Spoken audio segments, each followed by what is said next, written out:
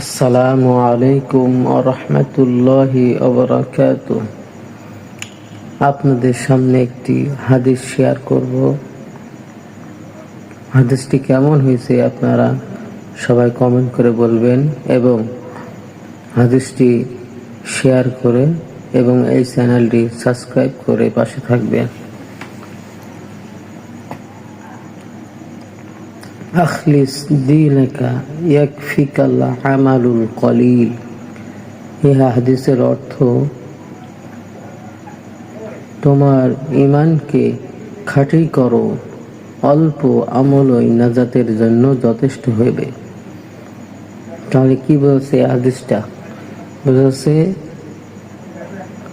অল্প আমল হোক, আমলটি সহি সুন্দর হবে, সেটাই নাজাতের জন্য জারিয়া হয়ে যাবে।